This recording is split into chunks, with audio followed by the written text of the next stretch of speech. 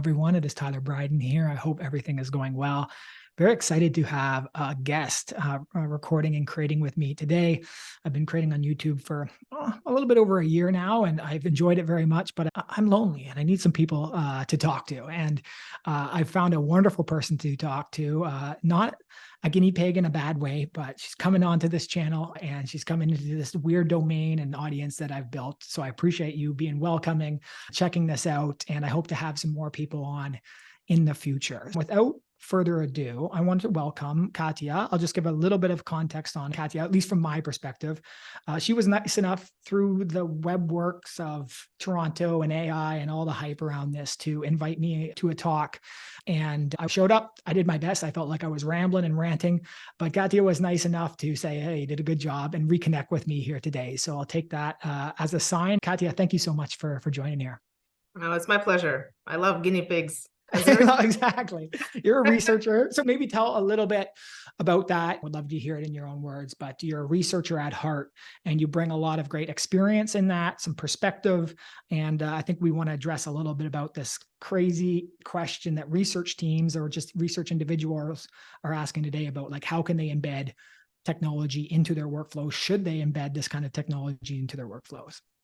I like introducing myself normally as a product marketer and researcher because I have a lot of background in research, and this is something I actively do day to day, specifically for product marketing for B2B tech and B2C subscription businesses mostly. And I focus on customer-led, it's a buzzword a little bit, but customer-led strategies for growth, which obviously come from understanding customers for your product. And I work with product teams the most. So product marketer / researcher, and AI has been a big part of the conversation lately. And there's lots to talk about. So I'm happy to dig into that.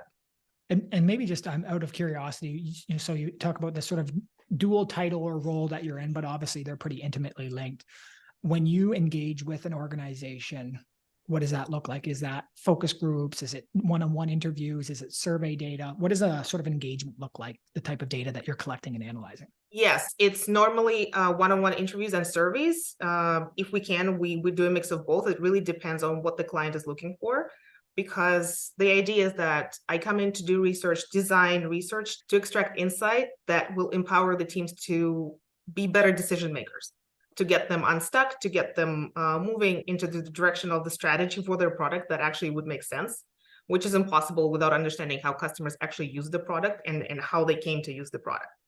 I bring the most value when the company already has a solid base of customers that are paying for the product and are happy with it. And then we learn from them directly, either through interviews or surveys, and then analyze all of that to get to the insight that they need to move forward. We're taking a little bit of some side here about should AI, or what should we think about before we put AI into research. I have a couple quick questions just out of curiosity for you there, though. First, before we delve too deep into that, when you work with a customer and you say, hey, they've got a bigger customer base, or at least some sort of active people in the using, so then you're responsible for reaching out, incentivizing these users to actually spend some time with you, jumping on a call or submitting some form or something like that. So normally, actually, I recommend that the client is the one who initiates first contact. So I work with the teams. Obviously, I help them to develop the language for that email or that ask, whether that be an app or normally it's an email, because there is an existing relationship between, well, the customer and someone from the company. At least they recognize the name, because they don't know who I am.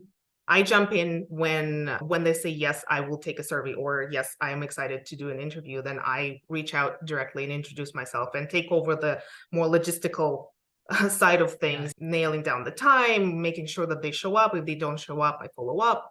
We reschedule if needed, and then I take it from there. But it's always better for response rates. Honestly, it's better that the client initiates that ask, but I'm holding their hand through it in a good way to minimize their workload on that part.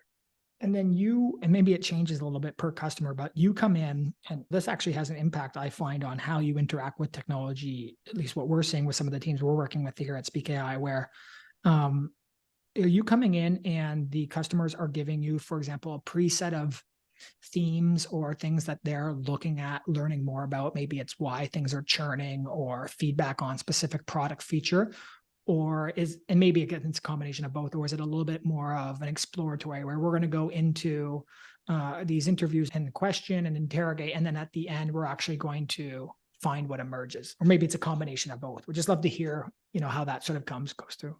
It normally is, so it can be anything, really. It really depends on what kind of insight the client is looking for. So I never go into an interview without having a script prepared, which I write myself based on the project that we're doing, based on the scope, based on what we need to find out. If we're looking to figure out how the customer came to use the product, why they're sticking around, why they're happy to pay, why their lives are so wonderful because the product is in their lives, I recommend using the jobs to be done approach. And this is my preferred interviewing way. I think coming at it from the point of view of understanding the struggle before product, the motivation to find that product, and the desire, the better life that they get with the product, leads to uncovering, first of all, some functional benefits. It's unavoidable that features do come up in the conversation, but it also goes deeper than that. It gives you a bit of a more of an emotional angle that is useful at a later stage when you're developing messaging, or if you're looking to refine your positioning and understand where you actually stand. So that is one thing. But I've worked on projects where the client had specific things that they wanted to find out, and I would develop a script based on that and the questions that would get at that. But every interview participant, if it's interviews, obviously, gets the same set of questions. So once we agree on the script, I ask the same questions, sometimes in different ways, but I try to get at every single thing so that the data set I get after is uniform in a way that I get the most answers to the same question, to look at themes, which will crystallize later. And it must be just props to you, because I feel like if I was going through that process, I would struggle to keep that script the same. You just learn so much throughout each interview where you start to want to iterate on those sort of responses and things. Honestly, iteration is actually part of the process for sure, because you learn where questions don't make sense to people, because sometimes you phrase it a certain way that seems clear to you, but people just react to it not the way you would expect, and you think, okay, how can I phrase it better so that they understand what I am asking, but they don't feel like I'm leading them to an answer, because leading questions are in interviews. So you definitely learn. And if I compare the script that I start with, the way questions are phrased, the way they're ordered, and then because I rewrite it as I go along, and then if I compare that to the end result, so to speak, the essence of the question stays the same. We still get at that information that we need, but they're very different, just because the participants do inform how I lead that conversation. And sometimes I get answers in different order, but that's my problem after I get to it. And maybe that's something I'd be really interested in. Maybe brings us closer to this discussion around sort of AI and research and the integration of that. But one of the experiences we're seeing right now, so we work with both academic research teams and market research teams, and then we've seen product and user and all different types of interview, basically focus groups, interviews, survey data, dump it into Speak and try to run some analysis. And I would say we had used some more, at the time, they were cutting edge techniques to run that analysis, named entity recognition, sentiment analysis, all that. And quickly they were transformed into legacy techniques almost, in a way, through large language models and OpenAI and Anthropic and ChatGPT and all of these things. But one of the things that I found super fascinating is, in the end, a researcher or a research team often needs to bring their insights into some sort of template or framework to create a valuable end state. And so you mentioned the jobs to be done framework. There's some argument that these large language models have ingested lots of information about jobs to be done framework so they can understand it and output at this high level. But I guess I'd love to hear your thoughts on that, about manually synthesizing data and outputting it into some sort of valuable format that you deliver, versus the idea of automating that with AI. And then I'd just be happy to hear any of your other thoughts on your stance around AI and research, and sort of your thoughts before you maybe use this kind of technology for the work that you're doing. I'm firmly in the camp of manually synthesizing for now, because I am really wary of feeding the data into AI. As it is right now, I have not done it yet because I do have a lot of concerns about what happens to that data, how that data is analyzed and fed into the models, what happens to it, which I frankly don't claim to understand what happens behind the scenes. But as it is right now, I'm really aware of how sensitive the information that I hold is. And I can only justify it using only my own brain power to process it, even though it's probably much more limited than to what GPT can do, for example. So I mentioned to you before we started recording that I have not had an experience of feeding the actual data into, say, ChatGPT and seeing what it comes up with. I have seen it try and distill jobs, as in jobs to be done statements from data, but I cannot speak to its accuracy because I don't have access to the raw data, so to speak. So it is a complex thing. And on the one hand, I really would love to be able to take that shortcut in a good way, because manual processing is probably the most time intensive part of research, and it takes the most brain power. And it's for every hour of an interview that I do, I need 3 more to make it at least a little bit readable for anyone kind of processing that afterwards. But I'm not sure if AI in its current form is not capable. It probably is capable, because all it is looking for specific nuance in the language used, in how the person is describing their experience. And I'm fairly certain that language models are capable of catching that and putting that in the format that I would need for the jobs to be done statement, for example. But I have other concerns about AI that just, to me, make it incompatible with the research process as it is right now. On the other hand, I'm one person. My consultancy is just me. I'm a solo consultant, so I can make unilateral decisions about how I work. I'm sure for some companies, it is an advantage to work with someone who can say outright, okay, no AI, the data is very much contained to my computer, to this head, that it will get deleted when we're done. And then it's whatever you do with what you retain, that's up to you. For other teams where efficiency is important, where budgets are much, much larger than, say, even I am accustomed to working with, that's a different question. And I would really love to hear your experience about Speak AI customers, how they tackle that and what sort of challenges they have, because I'm sure they're different than what I have. Yeah, it's so many, almost too many interesting things that you said there. My head's exploding, so I'm going to try to route this into something digestible. The one thing so we come across, one of the core concepts, I think, or concerns for anyone, is definitely security. Where am I putting my data? What is that data? What is being done with that data once it's there? And I think there are messages from some of these companies that, hey, we're especially through specific interactions. For example, if you're using the OpenAI API, and apparently even ChatGPT Pro, their statement is around not retaining your data or using it for any other training. And I think that in some ways you could trust that. In other ways, I would be more skeptical about that statement. Or like any sort of cloud environment, as much as security has been done for it, there's always risk of that data going somewhere. I think the second biggest issue or question around it is often about bias and explainability, which is, okay, I just put in a transcript into whatever, ChatGPT or Speak or whatever system that's allowing you to put it into a large language model and then query that information.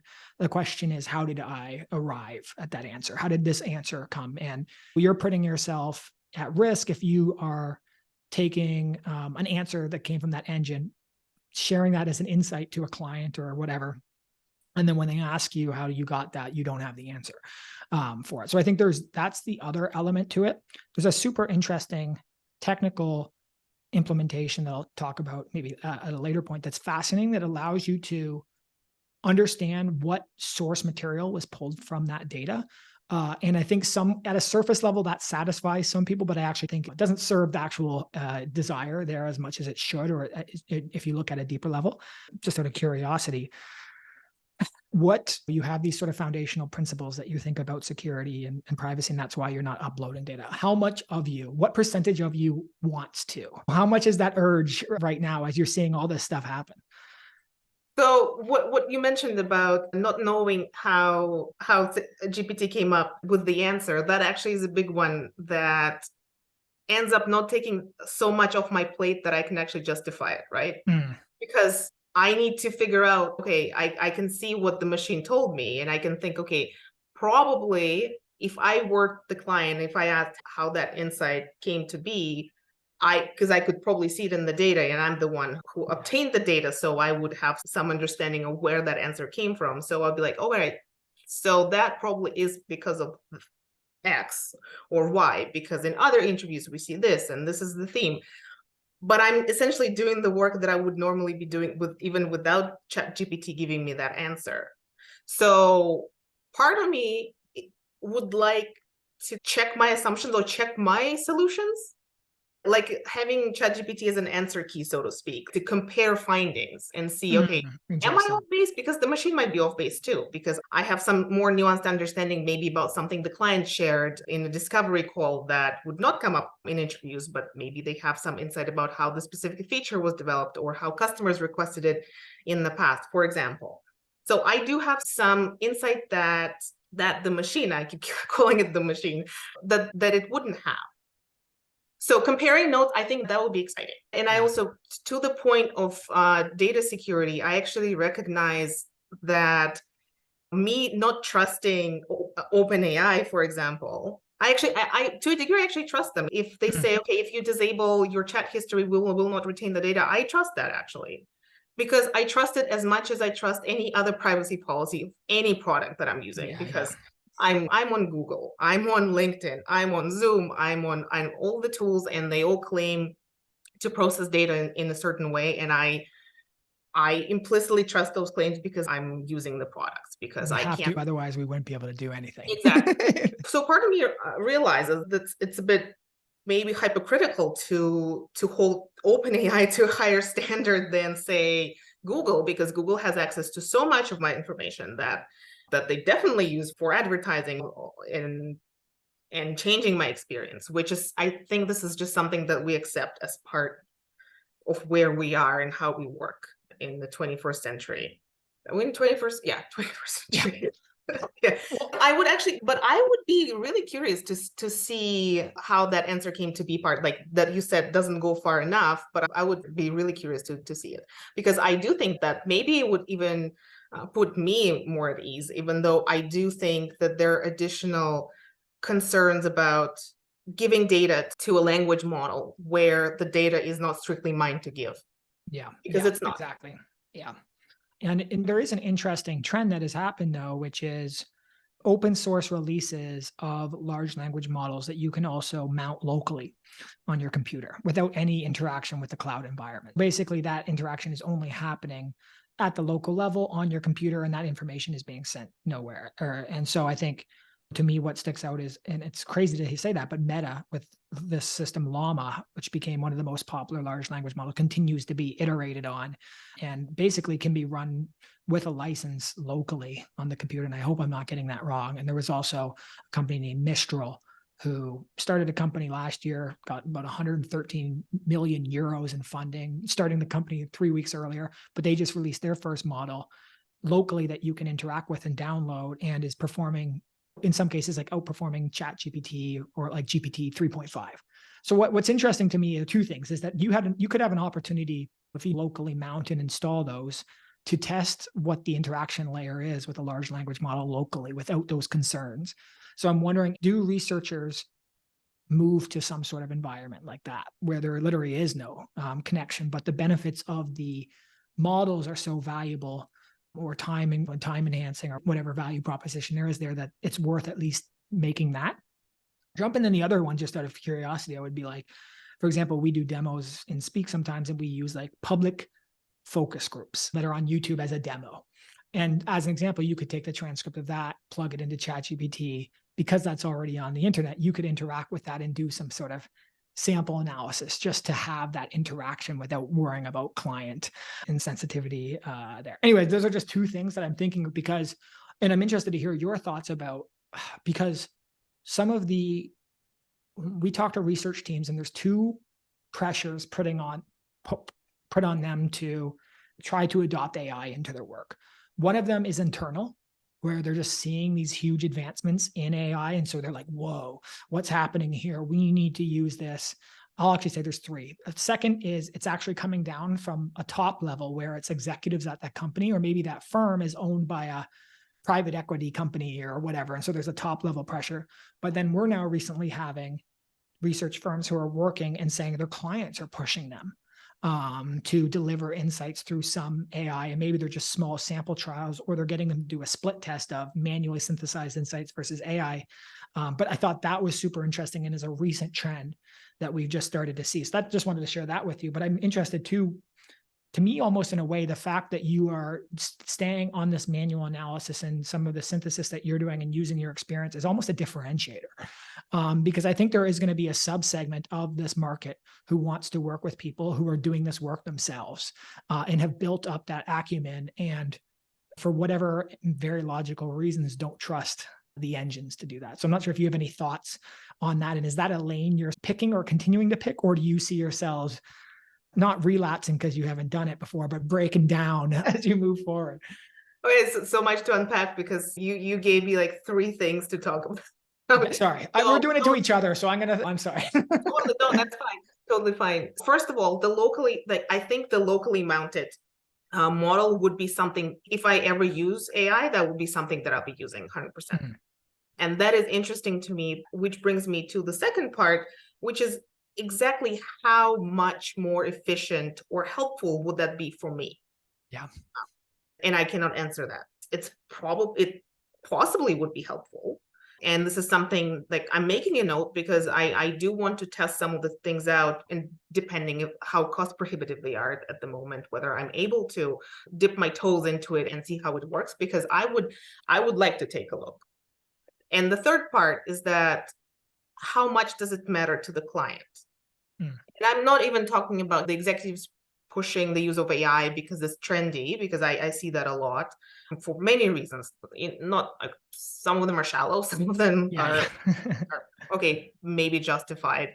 Their demands on teams, but I'm losing my train of thought. That's okay. We've gone deep here. You mentioned that manual processing being a differentiator. If I'm honest, that definitely crossed my mind. And if I'm even more honest, it is a pretty scary differentiator to put out there right now, because AI is such a trend. In like deep inside, I'm thinking, yes, it would probably attract companies that I would be interested in working with, whether it's companies who share the same concerns I do about privacy or how data is processed, or for other reasons, because to be honest, other reasons don't come to mind. But I am considering coming out more strongly against AI, but at the same time, I don't feel like I want to, because there is a lot of potential there, and there is a lot of possibility for it to be of assistance. I just don't see a viable path towards it yet. And the local ones is one thing. I guess trusting the data processing claims is another. So I'm not against it, full stop, but it actually would be interesting to explore whether there would be clients who would want me to do it just manually, because I'm happy to. I'm a manual practitioner in that way. And whether it is a bit hard to admit, and being in tech and working with a lot of tech companies, but I'm a bit of a late adopter when it comes to a lot of things. They're early adopters, early majority. I'm never one of those. From iPods, iPads, Apple, Zoom. You still got a CD-ROM player is what you're saying. I'm late to the party.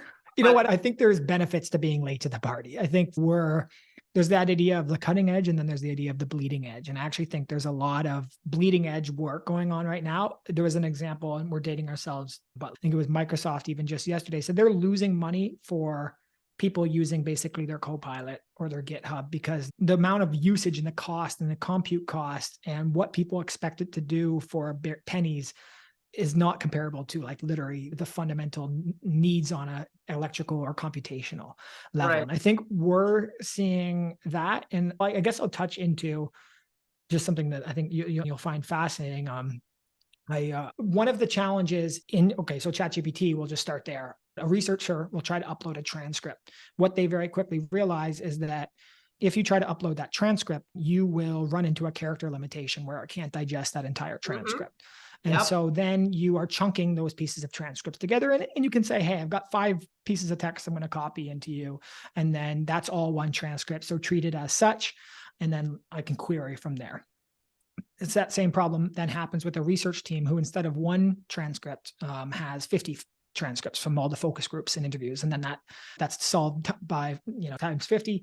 And then you don't want to be the one there sitting, copying and pasting into ChatGPT just so you could have the actual conversation. And so there was this concept, I call it one shot. I don't know if that's actually what it's called, but say you take that transcript, you upload it into a large language model and you chunk it into those little pieces. And then that becomes the actual full document that it's working off. But all these systems today, ChatGPT, just as an example, their biggest model has, I think, a 16,000 token limitation. Token is very abstract, but it's a certain number of characters basically that it can process. A company called Anthropic has a 100,000 token model limit, which is that's a huge thing, but it still has its own limitations, especially in focus groups or interviews where people are talking. And I'm going to try to shorten this down here. But what happens is, if you're trying to interact with one of those files, you'd be uploading it into a large language model. And at some point, that upload process could break. And it's not going to be able to contain all that information. Or it works, but you've got these chunks, and then you're querying the chunks. And so this process emerged. People call it RAG, Retrieval Augmented Generation. And so what happens there instead is you actually take that document, you upload it one time, and you numerically represent that data. And it changes the fundamental way that you're interacting with the text or the transcript or the focus group, because instead of re-uploading every time, you're actually pulling from that database, which is a new bunch of numbers, to get the answer that you're looking at. And how does that work?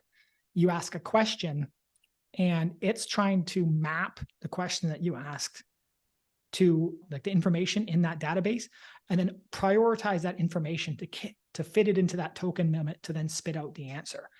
And so what's really fascinating is the research or the prompting changes if you're a researcher. If you can handle a short document, you can really ask whatever you want because the system's intelligent enough to do it. But if you ask a question to this embedded model or this RAG model, it's only going to prioritize information that is related to your question. And so questions that had previously worked on that might not work on this because it might not match properly. And what this happens, I'll just give you a more concrete example. If you were interviewing a theme in a focus group and you say, hey, this theme is about vaping in children. I don't know why my mind went there, but let's go. Let's go there.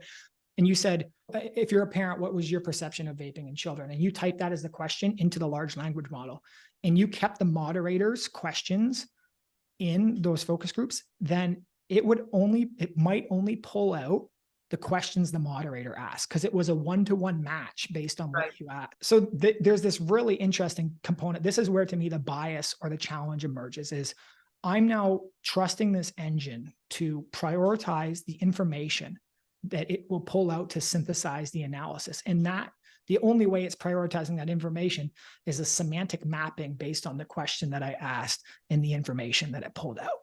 And I just think, holy, the amount of abstraction we've done away from the original data source is super challenging, I think, philosophically, as a researcher who values that original data source as the truth for presenting insight. So I know I just went way too long on that. I'm not sure if you have any sort of thoughts on that process or just that concept.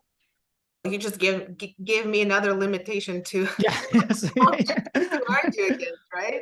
Because that would make sense that challenge would come up, because if you're asking a question and the model is looking for the one-on-one match, then of course it will prioritize the questions. Yeah, that's the example is just fascinating to me, because it's honestly like Control F in a Google Doc, finding themes about children and vaping and be like, here's the question. Yes. How about the other 50 pages of the transcript where the answer actually is? So yeah. And I'll add, so we've tried to do another function on top of that, which is to remove the moderator from the focus groups from a high. Let's say you've got 20 focus groups. Let's remove the moderator. Now, again, that moderator needs to be properly labeled and all of that to make this happen. But in that ideal world, you've now removed the moderator. And in some case, you might have removed out the context necessary for the engine to even understand what the response was, because it needed to know the question to then know the response. And to me, what I'm thinking as almost any of these interactions that people are having with larger documents through these large language models, there is just an abstraction away from the original data source. And in both methods, you're going to run into that challenge. But then there's also a bias of this engine trying to semantically map this, which looks at a lower core level, it's just a matrix, basically, for these. And we then need to understand, how were these original numerical representations created? Were those created accurately? Otherwise, that prioritization of what information to pull out could be completely wrong too. And so I think these are the challenges that researchers are going to need to come up. Those are the ones that we're bumping into when we work with research teams today, or the questions, or when they say, they'll ask, as an example, a research team would go in and they would say, what did the respondents think of this concept? But instead of typing what the concept was, they would just type this concept. And now the engine truly has no understanding of what the concept is. You're telling it to figure out the concept plus then summarize it. Whereas if they said, hey, can you tell us what children think about different flavors of vaping and the problems associated with it? Then all of a sudden, at least there's some semantic understanding and it can start to do that matching framework. But I maybe have come on your side and supported too many sides on your one there, but it's so omnipresent right now. And I can't, at least in my current right, even with all the references and some of these things I've showed you, figure out exactly what the solution is. So I'm going to take a step back because I've just put myself into a corner. I want to talk about one thing that maybe is interesting or that I'd be interested to know was there's also an evolution of AI that's happened. One of the original ones that first got a lot of pushback in research and then seems to be more slowly adopted is transcription. And people don't think about speech recognition as an AI, but that is, at a core level, that was a huge series of innovations that got us there. I'm wondering, you've talked about a little bit of hesitation around adoption of large language models, but I'm wondering where your mindset is around AI-induced or AI or automatic transcription and how you use that in your workflow, or do you transcribe it yourself professionally? Maybe a little bit of insight on that would be super fascinating. So when I'm just going to share what I share with the client when we talk about the specifics of the project and how it's going to run, I bring up transcripts because obviously any interview, we will need a transcript because I need to work with written text when I analyze. And the first thing I say is that the transcript, I ask you to source the transcribing service because it's your data. If you want me to do it, I can also do it as a source the service. And all I ask is that the service you choose, it's not AI transcribe. Got it. Yeah. But the reason for it is actually not even because of my concerns about AI, and I mean that as well, but the experience I had with AI generated transcripts, which granted is outdated because I haven't done it in a while, it was not as accurate as I needed it to be. What was that accuracy? What do you think when did you last experience it? And what do you think the accuracy probably was when you were doing it? Last time was 2021. And that is like three decades ago. Yeah, it's 25 years. Sure. The issue, and this is actually an interesting topic of discussion that actually really feeds into what you were talking about, how the models interpret the input, what you ask them to do, whether the question is there, what context is around there. That specific project, I was working with interviews that I did not run myself. So for me, it was triple, quadruple important that the transcript was as accurate as possible so that I could get as much context as I could.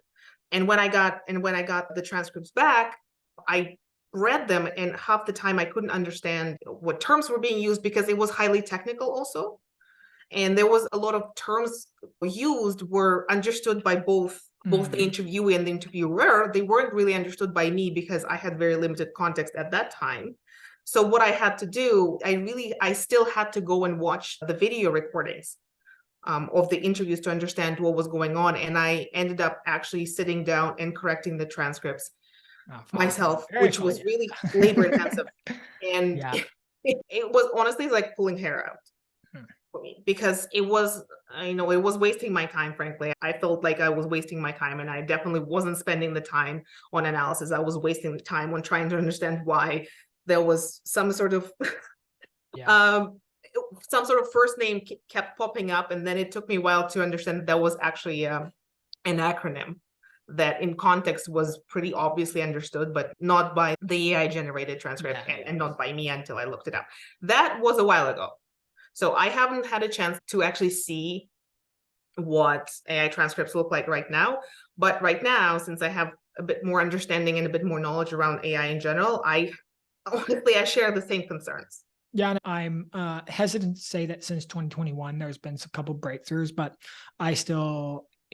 we've actually embedded professional transcription into our offering at Speak because there's no other real option. And we don't foresee that still changing for the next at least few years, because I think, like you said, there's acronyms, there's specific terminology, there's just these contextually relevant things in a conversation that are not understood by an engine. And that engine needs to be, whether it's Microsoft's or Google's or Whisper by OpenAI, all of these have these fundamental limitations. I do think we've heard one of the feedback is that editing an AI automated transcript is worse than just doing it from scratch. So Yes. I think that's one thing. For some reason, so much more frustrating. And I don't transcribe myself because I'm a very slow typer.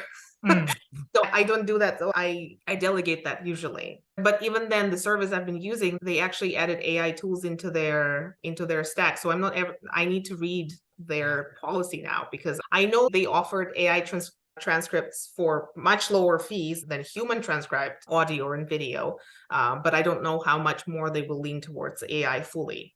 But their differentiator has always been using actual people listening or watching the video and typing it up. So that is amusing. Also, there's some amusing things that they hear there, but they're very easily understood because they might mistype my name, or they might mishear something that the interviewee says, but again, very easily corrected because it makes sense. Yeah.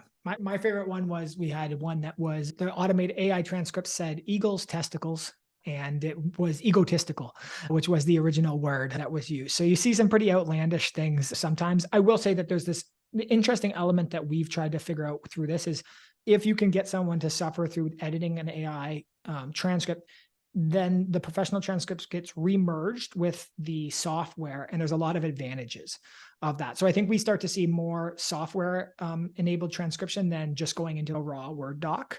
And then that starts to see, I've seen a lot of softwares that then, whether it's more like ones that have been around like a long time, in Vivo, where you can manually code through that, or Atlas. Some of these platforms are, and then now I'm starting to see even some of these technologies start to offer AI assisted coding, which to me, coding had been such a sort of personal, labor intensive process. And I question, and I'm not sure about you, but like the accuracy of this automated coding, or does it go to the depths that are required? And what's fascinating is, even in these tools, they're not really assigning the coding automatically. They're more recommendations that then you formalize. Because I think what we've seen, if we've ever tried to help automate coding completely, that a researcher will look back and say, I haven't done my work if I'm not going through and creating these codes by myself. So I'm not sure if you have any sort of thoughts on that.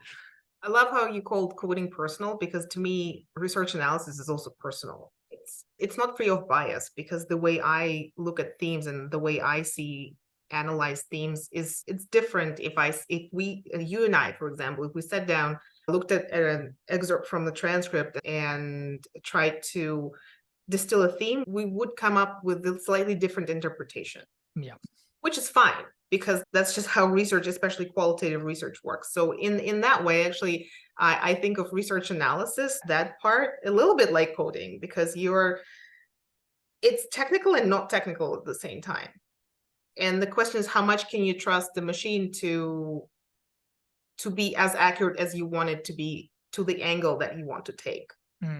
Because with my 2021 example of having that AI transcript, is that if I just skimmed it, I would think, okay, that's pretty okay. I can work with this. But then as I stumble across some inaccuracies, and I have to go back and verify, and then I have to go back and verify, and then find that part in the video again and see what it's talking about, I cannot trust the rest. If I verified the first page, I need to go through the rest of the other 9 pages to make sure that I'm actually getting the transcript that I need to to distill the insight. And to me, it always goes back to what's the point of using AI? Is saving time and saving brain power. How much time and power is it actually saving me? Because it's also adding that frustration because I expect it to be helpful. I want it to work. I'm rooting for it to work in my favor, but then it's the output that it gives me is imperfect and I have to go and fix it.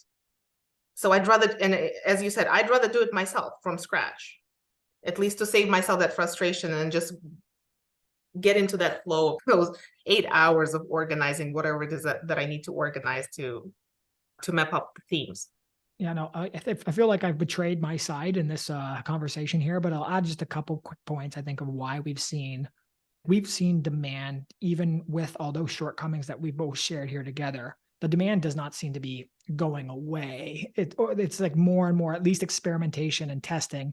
I think one of them is the speed of insights, which in some cases we'll see actually an interesting nuance here. An academic research team who's maybe doing a thesis or like a PhD or a funded project, they've got a 3-year timeline and they need their data. They're the ones doing the professional transcription, the manual coding, and just fully executing on that. Whereas we start to see maybe more in the private or in the enterprise, what they're more interested in is if we were to take on this big process ourselves, we might get some really incredible insights at the end of 3 months. But by then, all that data is almost old because in 3 months, we've collected so much new relevant data. So how can we capture information in real time and produce insights in real time? Even if they're only 80%, we'll dive deeper if something gets flagged, but at least it's keeping us maybe more on the eyeball of things that are going really well or things that are going bad, then we need to intervene with deeper research in.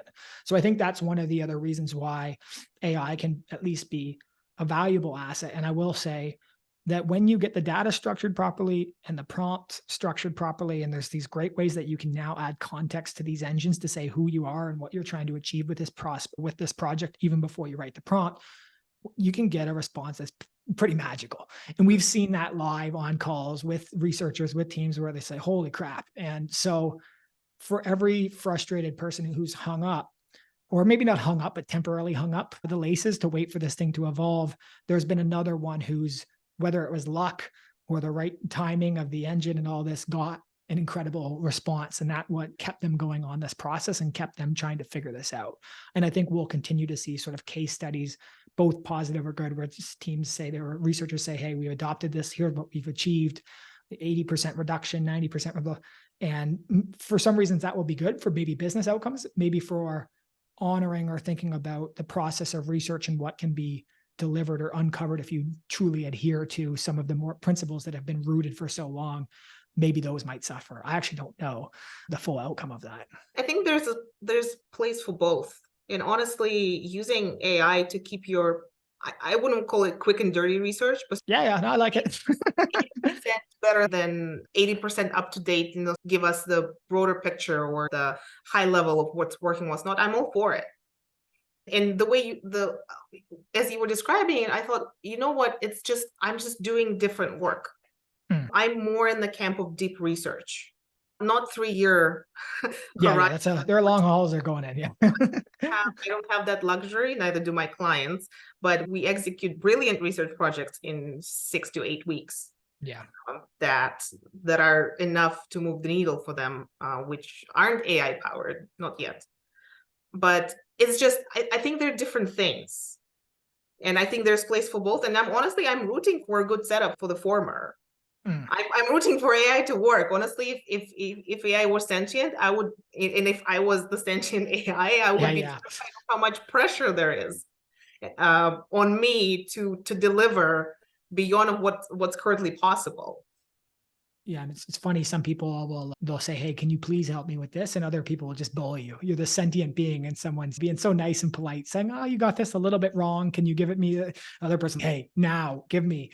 I don't think any of us, neither you and I, are fully capable of arriving on a conclusion today. I just think the space is moving so much. People are learning so quickly, but I guess if you were to we're to formalize what we just talked about into a couple takeaways. Do you have any in mind that anyone who made it through this conversation might be able to walk away with from our conversation today? Yeah, I still feel like it's okay to be cautious. Mm, Uh, and I think it's always worth investigating what you're using AI for and how it's how it is using what you're giving it. I mm. think it's worth knowing at least. You don't have to be like me and be like, no, that's a no. And I'm actually not of that stance anymore. Yeah. Not really. I think it's always worth investigating a bit deeper instead of just mindlessly going, yay, ChatGPT, here's my Everything. personal Yeah. data.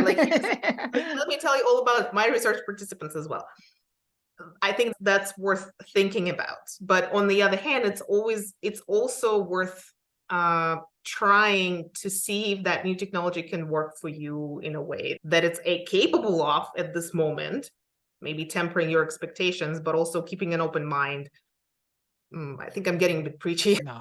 I think there's a lot more to know about it than most of us realize, because I feel like we're all sitting in our bubbles, like on LinkedIn or Twitter/X, and it's fun to see your point of view echoed, but there's usually more to it. So you taught me a lot that I didn't know, and gave me some ideas how I could try and explore, while still thinking that it's not that I think that my way is better. It's just I think that my way is different, and hopefully there will be place for both and demand for both. Whichever one is bigger, that remains to be seen. And when I think that was it, when you spoke to me on a level of around, I think for very logical reasons, why you haven't necessarily done a bunch of testing. And even if you do a bunch of testing and things go wrong, please don't blame me. I would appreciate that. But just that there are I think increasingly we'll see this open source movement contribute, and that there will be more private local installations of interacting with this that you can do without the concerns of sharing that data. So I'm fascinated by that. I wanted to make sure that we're closing out this conversation, but you're doing something really interesting right now, which is the Research Power Hour. Yeah. Love to hear maybe a little bit more about that. And I think you've, beyond just some of the points you shared about AI and technology, I think you've demonstrated a really exciting acumen around the research work that you've been doing for a long time. So we'd love to hear a little bit more about that. And then any way that people were interested in this conversation or by you, that they could get in contact with you. Yeah, sure. Wanted to add to, I would never experiment with my clients' data, by the way. Future clients, Yeah. former Yeah. clients, your data is safe. I would never feed it to AI in any way, shape, or form, unless we need to have that conversation if that ever happens. Yeah, because again, I feel strongly about the fact that the data I work with is not my data. Yes. Yeah. Like, full stops. And it's not just my client's data, it's also my participants' data. Ultimately, they also need to be aware that there's a potential that what they share might be fed into AI, and I think they have the right to know and to opt out.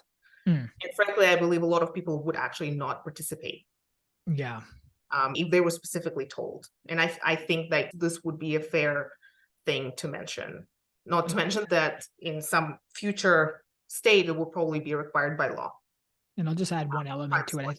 I think we get all these blasts of, hey, this call might be recorded for quality assurance and things like that. But I think we don't truly understand the level of analysis that's happening on the back end when you hear that message. So even the idea of a voice recording and that being transcribed and all of that stuff, definitely I think we underassume what is capable of being done with that. So going back to trusting all of the products that we're using for work or in our personal lives, and they all have vast access to data that we give them, and whatever they do with it. Yeah, exactly. But back to Research Power Hour. Yeah, that's a new service that I launched, which is a consulting call, 60 minutes, that is designed for probably non-researchers, product marketers, founders, to get any sort of help they need with any aspect of research they're either running or want to run. And I throw in product marketing as well, because I do have quite a bit of background in that and working with multiple companies. But it's basically 60 minutes of my time where we can actually roll up our sleeves and work on something tangible, like designing your survey questions or rewriting your interview script, or I could coach you in how to run an interview, because as much as it's art and science, it's mostly something that you get good at with practice. And it is a consulting call, but I like to say that it's not 60 minutes of blah, blah, blah, because we can talk in theory all we want, but for that, I don't need to charge you. We can just get a virtual coffee. It is us getting together to do work that will get you unstuck. And it's a middle ground between either being stuck and just not moving forward with research, or having to hire me or develop like a full-blown research project. It might be closer to not doing research at all, but basically there's some problems that you might have that don't require a full-on research project, but also you can't really, maybe ChatGPT can't help with that for whatever reason, even if you tried. I'm happy to be that human research person to put you on the right track. It is for a fee, but it's mostly just to make sure that we don't waste our time and that you show up and actually get value out of it. And I think consultants, sometimes rightfully so, get a bad rap for using a bunch of buzzwords and not getting that much done. So I like the sort of tactical approach that you're bringing, where let's bring a task into this or something. And I feel like any sort of, even a fee, something you can save people a lot of time or pain or effort or money by optimizing some things before they dive into it. So I think this is specifically for tactical things. If you need full-on research design and organizing a team around it and looking more long-term, that could be a first step towards working together on a larger project, test the water, so to speak, or wrap your mind around what would be required for the larger project to succeed. But at its core, I think about it as that tactical thing where I want to solve your problem that's keeping you blocked this week. Not something that you're facing in Q1 2024. I want to solve the problem that you are having now that will help you down the line. Beautiful. And I'll share that in below the YouTube in the description. Anything else before we close this out? Or will AI, so researchers still seem like we've got some time ahead of us here, I think. Yeah, I agree. I think no matter how much I hate saying it, I think we will all be using AI in some capacity in the future. Some of us already do with tasks that are not related to specifically to the data analysis. And so do I. Little things. I use ChatGPT for little things. I'm not completely. She admits it. No, I do.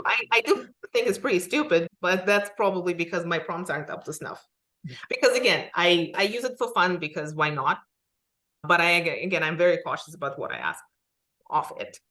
I think we heard from a true researcher today. I think, Katya, I appreciate you spending some time with me. I don't think we violently debated as much as we could. I think there's a lot of knowledge sharing and some perspectives that we both agree with here. So either way, I appreciate you doing this very much. And thank you for everyone who tuned in and watched this or listened to this. I hope to have some more great episodes to come. And if there's anyone you think that is worthwhile having a call who for some reason wants to talk to me, please feel encouraged to send them my way. I enjoy this very much. Thank you. Thanks, Tyler.